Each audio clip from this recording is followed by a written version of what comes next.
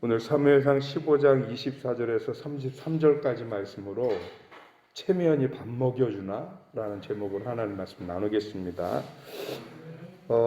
사울이 하나님의 명령을 온전히 행하지 않았습니다. 아말렉을 끝까지 진멸하라는 하나님의 명령이 있었음에도 사울은 자기 자신의 판단, 자기 자신의 생각에 전리품 중에 좋은 것, 훌륭한 것, 상태가 괜찮은 것들은 남기고 좀 못한 것, 좀 처지는 거는 다 죽였어요.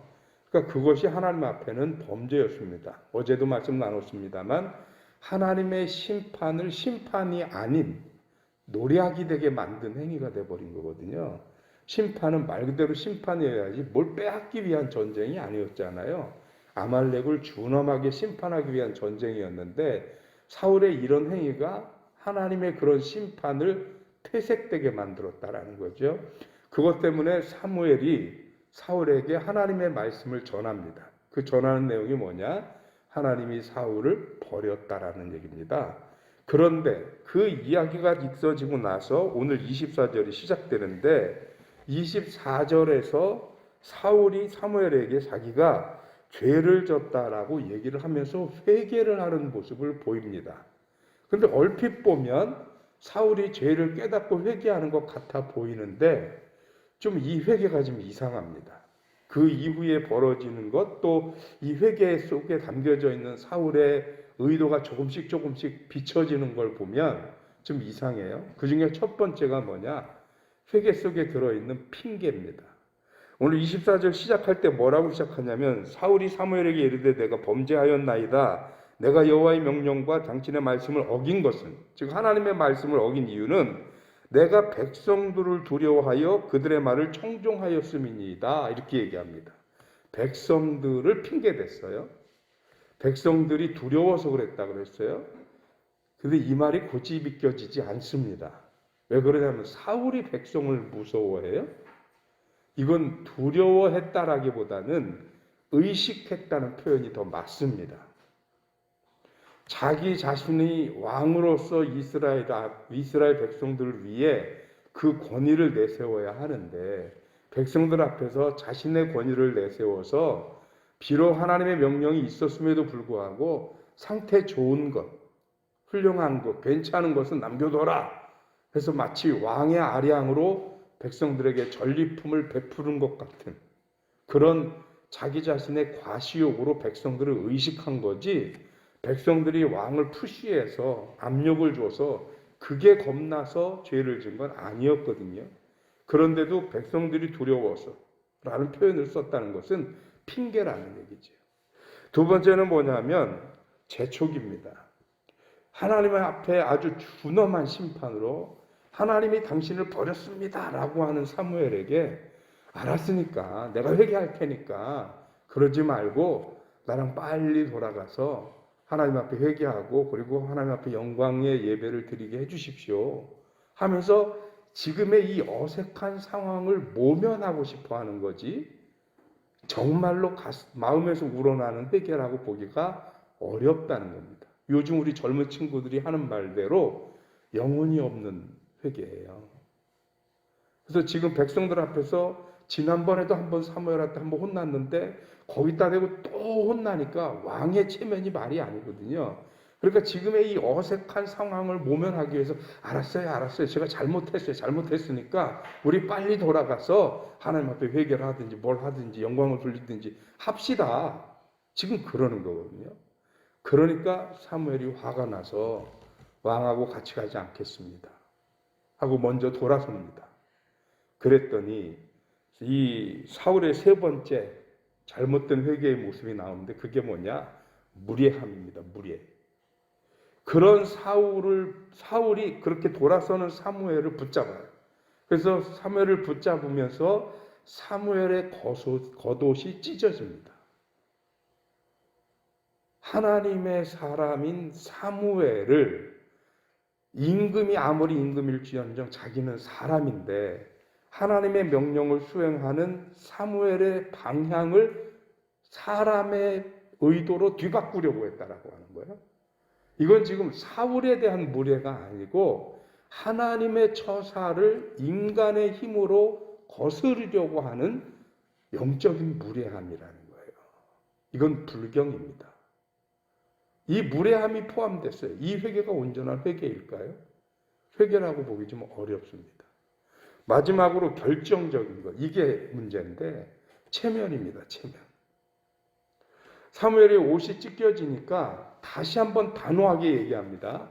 인간적인 모멸감도 사무엘에게 있었겠지만 그보다 더 중요한 건 뭐냐면 사울에게 하나님의 의도와 메시지를 분명하게 전달하는 게 더 중요해서 사울이 비록 자기의 옷을 찢으면서까지 사울에게 동행해 주기를 바랬지만 사무엘이 다시 얘기하는 겁니다. 무슨 의도로 이렇게 내 옷을 찢어가면서 내 길을 막는지 모르지만 하나님은 사람이 아니시기 때문에 하나님이 한번 작정하시고 하나님이 한번 선포하신 일은 절대로 변개되지 않습니다.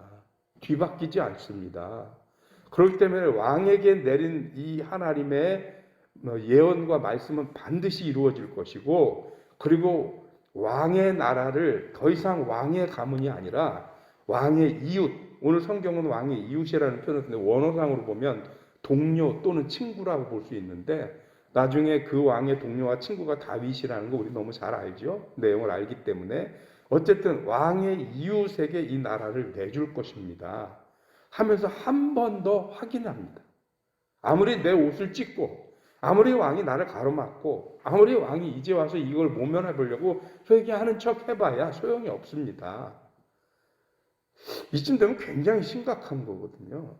그러면 이때 사울이 변했어야 하는데 그 다음 사울의 말이 충격적입니다. 오늘 본문 말씀 보면 30절입니다. 30절 같이 보겠습니다. 사울이 이르되 내가 범죄하였을지라도 이제 청하옵나니 내 백성의 장로들 앞과 이스라엘 앞에서 나를 높이사 나와 함께 돌아가서 내가 당신의 하나님 여호와께 경배하게 하소서 하더라. 사울이 자기가 내가 비록 죄는 범했지만 이제 제발 부탁하니 이스라엘 백성의 장로들과 이스라엘 백성들 앞에서 나를 높이사, 자기를 높여달라는 얘기예요. 이게 도대체 무슨 의미인가 싶어서 찾아봤습니다. 그랬더니 새번역 성경, 우리 이거 말고요, 새로 요즘 말로 번역된 현대인의 성경이라고도 하고, 새번역 성경은 뭐라고 번역되어 있냐면 내 체면을 봐서라도, 이렇게 번역되어 있더라. 그러니까 지금 하나님이 자신과 자신의 가문을 버리신 게 지금 별로 이렇게 심각하지 않나 봐요. 지금 이스라엘 백성들과 장로들 앞에서 자기 체면이 구겨진 게 더 중요한 거예요. 그래서 내 체면을 봐서라도 내가 범죄하였을지라도 내가 죄 졌어요. 그래요. 내가 잘못했습니다. 그러니 그건 그렇고 내 체면을 봐서라도 나랑 함께 올라가서 내가 하나님 앞에 영광 돌리게 해주십시오 하고 자기 체면을 지켜달라고 하는 거예요. 이쯤 되니까 사무엘도 거의 포기했나 봐요.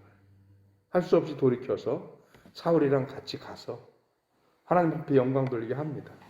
여러분, 우리 그런 말 많이 하죠. 이쁜 자식 매 한 대 더 주고 미운 자식 떡 하나 더 준다고 그러잖아요. 왜요? 아유, 그래. 아무리 얘기를 해도 너는 속유의 경일교이구나. 그러니까 지금 사울에게 하나님의 심판을 전하고 하나님이 너를 버렸다라고 하면 어떻게 써야 됩니까? 성경에 보면 하나님이 죽을 거라고 했는데 돌이켜서 산 사람이 있잖아요. 같은 임금 중에. 히스기야 임금은 하나님이 죽을 거라고 그 소식을 선지자가 전하니까 어떻게 합니까? 그대로 죄를 뒤집어 쓰고 그것도 만조백관이 보는 앞에서 옷을 찢고 회개했단 말이죠. 이게 진심이 담긴 영혼의 회개예요. 그러니 선지자가 채 집에 돌아가기도 전에, 도착도 하기 전에 하나님이 다시 가라. 그러면서 어떻게 15년의 생명을 연장시켜 주잖아요. 다윗이 밧세바를 범했을 때도 마찬가지입니다. 그거를 날카롭게 지적하니까 그거를 듣고 자기 왕의 체면을 내세우는 게 아니고 거기서 무너져서 그대로 회개하고 만조백관이 보는 앞에서 옷을 찢고 회개했단 말이죠. 이게 진짜 회개인데 지금 사울에게서는 회개의 모습이 아니에요. 말로는 회개한다고 합니다. 그런데 핑계대고 그리고 재촉도 하고 무례하고 체면 내세우고 이건 회개가 아니에요. 결국은 그 알량한 체면 때문에 사울은 어쩌면 다시 하나님 앞에 회복할 수 있는 마지막 기회마저 잃어버린 것 같다는 거죠. 그래서 우리가 가끔 그런 농담 같은 그 말이 생각나요. 그 알량한 자존심 때문에. 또 오늘 제목을 정하면서 저도 고민을 많이 했어요. 조금 코미디도 아닌데 이렇게 제목 정해도 되나 싶다가도 이건 굉장히 우리에게 실존적으로 중요한 문제인 것 같아서 그대로 정해봤어요. 체면이 밥 먹여주나? 여러분 더더군다나 사람 앞에서 또는 친구 간의 라이벌끼리라면 모르지만 하나님 앞에서 체면이란 없어요. 하나님 앞에서는 있는 모습 그대로 엎드리고 하나님의 은혜와 자비를 구하는 게 우리의 모습이지 하나님 앞에서 자존심 내세우지 마십시오. 그거는 가족끼리도 마찬가지고요. 자존심 때문에 똑같은 것도 뒤집어지고 얽히고 설킬 때가 얼마나 많은지 여러분 우리가 체면으로 먹고 사는 사람들이 아닙니다. 하나님의 은혜로 먹고 사는 사람들입니다. 그러니 하나님 앞에 체면 내세우고 자존심 내세우는 게 아니라 있는 모습 그대로 하나님 앞에 엎드려져서 옷을 찢고 죄를 뒤집었으며 회개하는 모습을 보이면 하나님이 사랑의 하나님이신데 왜 우리의 그 눈물과 기도를 외면하시겠어요? 들으시고 용서하시고 다시 기회를 주시고 회복하시는 하나님께서 오늘도 저와 여러분들의 눈물을 닦으시고 우리들의 회개를 받아주실 줄 믿습니다. 기도하겠습니다. 하나님 고맙습니다. 크신 은혜 주시고 오늘 이 아침 사울의 회개를 통해서 진정한 회개가 무엇인지를 다시 한번 생각하게 하시니 감사드립니다. 입으로만 하는 회개가 아니요 형식적으로 하는 회개가 아니라 진심이 담기고 마음이 담겨서 하나님 앞에 죄를 뒤집어 쓰고 옷을 찢어내는 그 눈물의 회개가 진짜 회개임을 깨닫습니다. 그리고 그 진실한 회개는 하나님의 계획과 하나님의 마음까지도 돌이킬 수 있는 것임을 깨달으면서 사울의 회개가 아니라 히스기야의 회개를 선택할 수 있는 우리가 되게 하여 주옵소서. 진심으로 우리의 마음을 가슴을 찢으며 하나님 앞에 엎드리는 주의 백성들 되어지도록 주님이 함께하여 주시옵소서. 이 아침에도 하나님의 귀한 예물을 구별해 감사헌금드린 손길이 있습니다. 하나님의 은혜와 축복을 더하여 주시옵시고 주님 그 귀한 마음과 그 헌금을 드리는 기도에 주님의 놀라운 응답과 축복으로 함께하여 주시옵소서. 고학교는 오늘 하루도 이렇게 예배하고 기도하며 시작되는 복된 하루이오매 믿음으로 승리하는 하루 되게 하여 주옵시고 사탄의 유혹과 사탄의 방해에 결코 우리가 넘어지거나 유혹당하지 않도록 주께서 함께 하셔서 오늘도 승리하는 하루 되어지도록 주님이 축복해 주옵소서. 감사하고 예수 그리스도 이름으로 기도하옵나이다. 아멘.